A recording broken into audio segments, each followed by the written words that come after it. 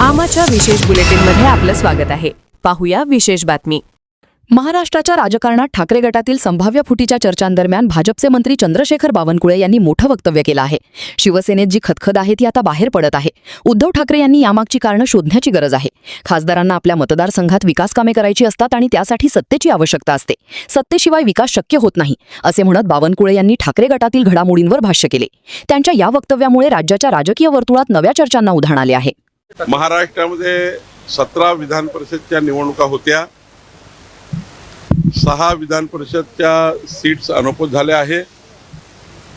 11 सीटवर NDA भाजपा महायुती 75% वर मतं घेऊन जिंकत आहे.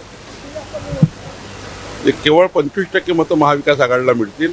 काही ठिकाणी तर 90% मतं हे भाजपा महायुतीला मिळत आहे. त्यामुळे एक मोठा अभूतपूर्व विजय, यापूर्वीच्या कुठल्याही निवडणुकीत विधान परिषदेच्या असा विजय मिळाला नाही तेवढा मोठा विजय महाराष्ट्रामध्ये मिळतो आहे. एकंदरीत शिवसेनेमध्ये ज्या पद्धतीनं खतखत आहे उद्धवजीकडे, ती खतखत बाहेर निघते आहे. तर उद्धवजीने विचार करायचा आहे की हे का होते आहे. शेवटी आज खासदारांना आपापल्या मतदारसंघात कामं करायची असतील तर त्या ठिकाणी सत्तेची गरज पडतंच आणि सत्तेशिवाय कुठलाही विकास होत नाही. आम्ही तसा अपोजिशन असलं तरी त्यांना मदत करतो, खासदारांना किंवा आमदारांना अपोजिशनच्या. पण त्यांनाही वाटतं की ज्या जनतेने आपल्याला निवडून दिला आहे त्या जनतेच्या विकासाच्या जे त्यांनी बाता केल्या आहेत, जाहीरनाम्यात दिले आहेत, मॅनिफेस्टो दिले आहेत, त्या विकासाचं काय होईल त्यांना भीती वाटायला लागली आहे की आता आम्ही पुढच्या वेळेस जेव्हा आपल्या मतदारसंघात जाऊ तेव्हा आम्ही काहीच केलं नाही आहे किंवा आमच्याकडे सरकार नाही आहे किंवा आम्ही काही करू शकलो नाही किंवा डेव्हलपमेंट करू शकलो नाही. तर काय लोकांना शेवटी जर काही सांगितलं तरी जनप्रतिनिधीकडनं अपेक्षा आहे, खासदाराकडनं आमदाराकडनं अपेक्षा आहे. त्यामुळे जेव्हा अशी परिस्थिती निर्माण होतं की त्यांच्याशी कोणी संवाद करत नाही, त्यांच्याबद्दल कोणी ऐकत नाही, अशा वेळी जनप्रतिनिधी नाराज होतात. आणि मला वाटतं हे नाराजीमुळं दिसतं आहे सर्व. आता नाराजी मला माहिती आहे की का झाली आहे. त्यांच्याकडे संवाद आणि नसल्यामुळं, विसंवादच असल्यामुळं आणि कुणाला त्या ठिकाणी खासदाराशी बोलायला वेळ नाही, कुणाला आमदाराशी बोलायला वेळ नाही, त्यांचे प्रश्न समजून घ्यायला वेळ नाही, प्रश्न सोडवण्याकरता वेळ नाही.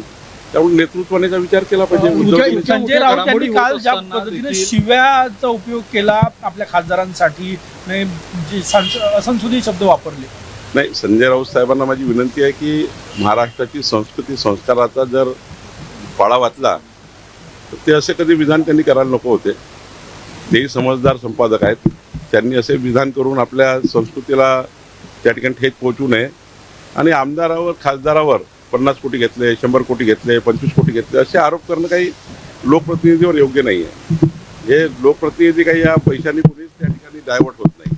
लोकप्रतिनिधी जे विकासाकरता त्या ठिकाणी त्यांची भूमिका असतं आणि त्यामुळं त्यांनी ती भूमिका घेतली असेल. पण या राज्यामध्ये किमान पैशावर कोणी आमदार, खासदार कुणाला मतदान करेल आणि पैशावर कोणी त्या ठिकाणी पक्ष बदलवेल, मला असं वाटत नाही. खासदारानंतर आमदारही अस्वस्थ असल्याची माहिती आहे. ठाकरे गटाचे खासदारानंतर आमदारही बहुसंख्य अस्वस्थ असल्याची माहिती आहे. नाही, आता त्यांनी विचार करायचा उद्धवजींनी की त्यांची पार्टी उरलेली जी आहे, आमदार वगैरे, खासदार वगैरे, त्यांना कसं सांभाळायचं. शेवटी त्यांना संवाद पाहिजे आहे, त्यांना विकास पाहिजे आहे, त्यांना डेव्हलपमेंटचा अजेंडा पाहिजे आहे. उद्धवजीचा विचार करतील. समजा उद्धवजीने विचार नाही केला तर जे आमदारांनी, खासदारांनी केलं ते आमदार करतील. संजय राऊत नेहमी पैशाचा आरोप करून आपल्या पक्षाचा जे कमतरता आहे, संवाद नाही, ह्या गोष्टींना लपवतात. त्याचं आत्मविश्लेषण नाही करत आणि पैशाचा आरोप समोर ढकलून. मला असं वाटतं की उद्धवजीच्याही पक्षाकडे काही कमी पैसा नाही आहे. उद्धवजीच्या पक्षाकडे काही कमी पैसा नाही आहे. त्यामुळं असा पैशाचा आरोप करून पैशाने कोणी थांबवता येत असेल थांबवावं. पैशाने कोणीच थांबत नाही, पैशाने कोणी जात नाही. मला तर महाराष्ट्रात विश्वास आहे आमदार, खासदारावर.